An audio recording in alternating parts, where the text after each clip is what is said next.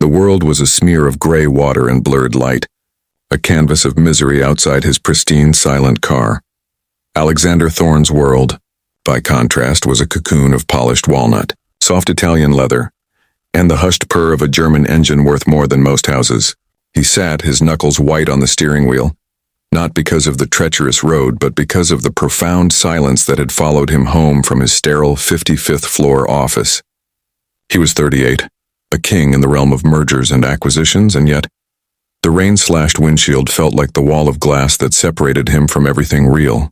It was on nights like these, the anniversary of a ghost, that the emptiness in his penthouse felt like a physical weight, driving him out into the storm just to feel something, anything, other than the chill of his own solitude.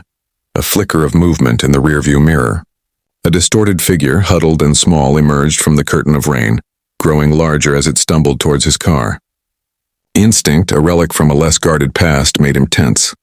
A reporter? A crazed fan of corporate gossip? He reached to lock the doors, his thumb hovering over the button. But then the figure was at his window, and it wasn't a corporate adversary. It was a woman, drenched to the bone. Her hair was a dark, sodden rope against her pale face, and her clothes clung to her thin frame like a second skin. She was shivering so violently he could see her body tremble even through the rain-streaked glass, and in her arms, a small, terrifyingly still bundle wrapped in a soaked blanket. Her eyes met his. They were the color of a stormy sea, wide with a primal, gut-wrenching fear that bypassed all his defenses. She didn't mouth a plea. She didn't gesture. She simply raised a trembling, blue-tinged hand and knocked on the window. The sound was a soft, desperate tap-tap-tap, like a dying bird against the glass. Something in Alexander's chest, something he thought had long since turned to stone, cracked. His thumb moved from the lock button to the window control. The glass slid down with a whisper, letting in a gust of cold, wet air and the scent of rain and desperation. "Please." Her voice was a raw, broken whisper, barely audible over the drumming rain. "My child is sick. He's burning up. He won't wake up. I've been walking for an hour." No one would stop, please. Her gaze was locked on his, pleading but also assessing. He saw the flicker of recognition in her eyes, the dawning realization that the man in the obscenely expensive car was Alexander Thorne, a face occasionally splashed across financial magazines. But the recognition was immediately swallowed by the all-consuming terror for her child. Alexander's eyes dropped to the bundle in her arms. A small pale hand, limp as a doll's, had slipped free from the blanket. The sight was a physical blow. It was a hand that should be clutching a toy, not hanging lifeless in the cold air. "Get in," he said, his voice gruff. The command he used in boardrooms sounding alien and harsh in this context. He leaned over and pushed the passenger door open. The woman scrambled in, her movements clumsy with cold and fear. She collapsed into the leather seat, immediately curling her body around the child. A low, continuous moan escaping her lips. "Hold on, Leo, baby, hold on," she whispered into the blanket. "A nice man is helping us. Just hold on." Alexander didn't ask for an address. He simply put the car in drive and pressed the accelerator. The vehicle surged forward, a predator cutting through the rain.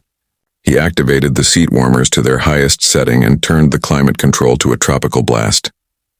"Put his blanket on the vent," he instructed, his tone clipped. "Get him warm." The woman, her teeth chattering, fumbled with the soaked fabric, her fingers numb and useless. "Let me," Alexander said, surprising himself. He reached over, his large, well-manicured hands gently taking the edge of the blanket and directing the stream of hot air onto the small form. His fingers brushed against the child's cheek. It was furnace hot, a shocking contrast to the deathly chill of the mother's skin. "What's his name?" he asked, needing to anchor the moment to make it more than just a nightmare. "Leo," she whispered, her eyes fixed on her son's face. "He's 3. He was fine this morning. Just a little cough. Then the fever came so fast." "Leo," Alexander repeated the name. It was a strong name, a good name, a name he and Clara had once whispered in the dark, dreaming of a future that was stolen from them. The memory was a fresh wound, ripped open by this small, suffering boy. He drove with a focused intensity, weaving through traffic with a skill that bordered on reckless. The world outside was a meaningless blur, All his attention was divided between the slick road and the heartbreaking scene in his passenger seat. He stole glances at the woman. She was young, maybe late 20s. Her beauty was stark and undeniable, even etched with exhaustion and terror, but it was her eyes that held him. They were ancient with a sorrow that seemed to go deeper than this single desperate night. "Thank you," she said suddenly, her voice a little stronger. "I'm Alara. I know who you are, Mr. Thorne. I didn't mean to. I was just so desperate." "It doesn't matter," he said, and for the first time in a decade he meant it. His title, his wealth, his empire, none of it mattered in the face of this small, fragile life. "We're almost there." He pulled up to the emergency room entrance, a jarring transition from the quiet chaos of his car to the bright, sterile chaos of the hospital. He was out of the car in an instant, ignoring the rain and coming around to her side. He opened the door and without a word gently took Leo from her arms. The child was heartbreakingly light. "Come on," he said. He led the way, Alara stumbling beside him, her hand clutching the sleeve of his $2,000 coat. He burst through the automatic doors, his presence commanding immediate attention.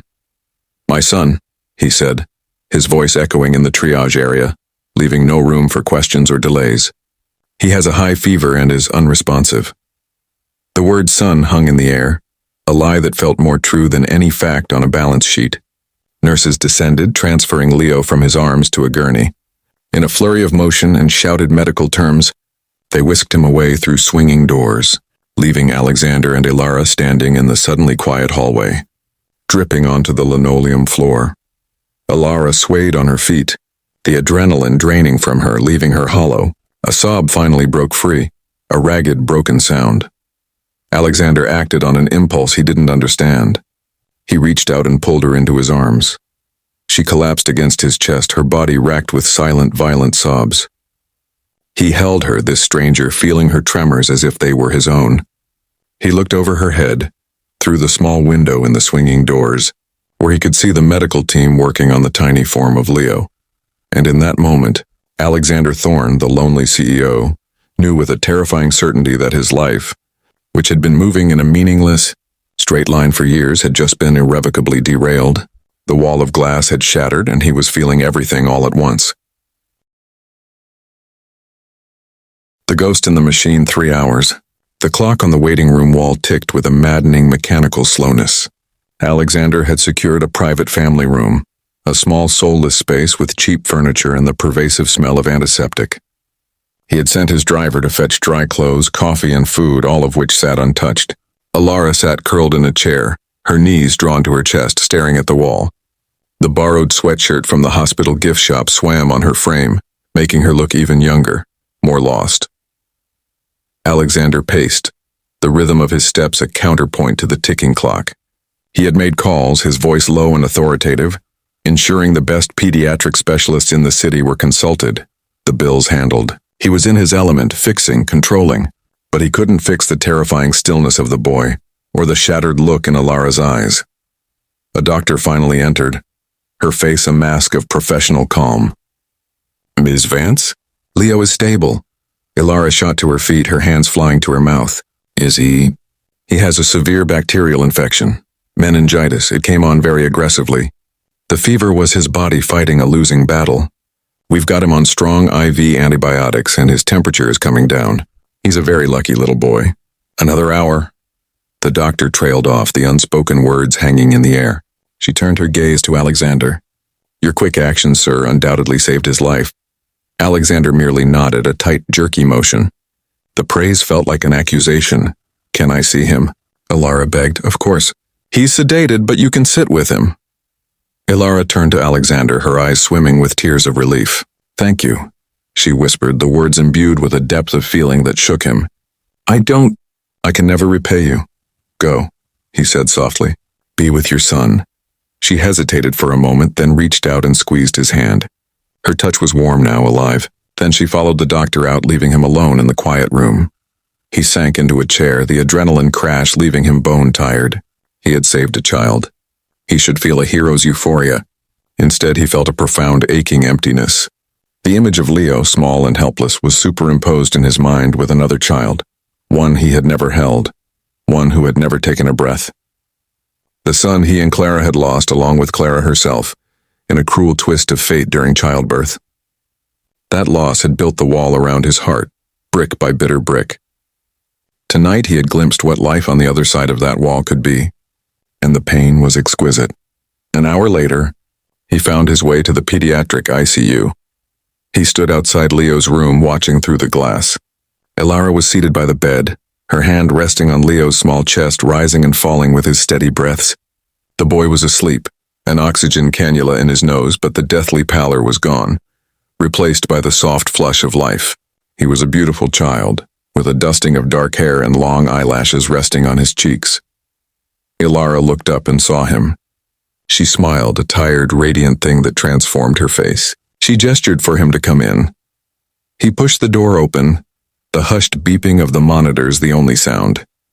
"He's going to be okay," she said, her voice thick with emotion. "The doctor said he'll make a full recovery." "I'm glad," Alexander said, his voice rough. He stood awkwardly at the foot of the bed, feeling like an intruder in this intimate scene. "Mr. Thorne." "Alexander," she began, her gaze dropping to Leo.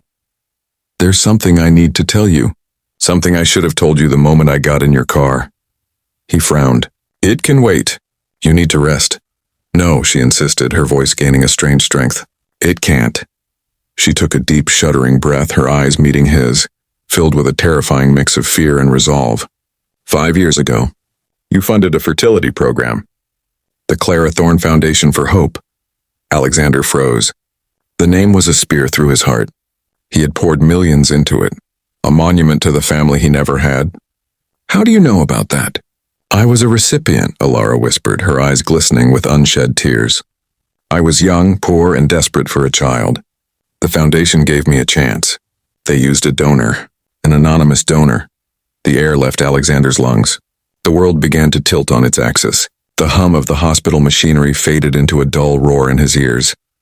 "They told us the donor was exceptional," she continued, her voice trembling as she looked from his face to Leo's, then back again. "Genetically gifted, intellectually brilliant, a philanthropist who wanted to help people like me." She reached into the small plastic bag of Leo's belongings the nurses had given her. She pulled out a small laminated card, the kind given to donor children with basic, non-identifying information. Her hand shook as she held it out to him. Alexander took it, his own hands unsteady. His eyes scanned the vague, encouraging phrases. And then at the very bottom was the donor identification code, a string of letters and numbers he would recognize anywhere. CTH-001, Clara Thorne Hope. Donor number 1, himself.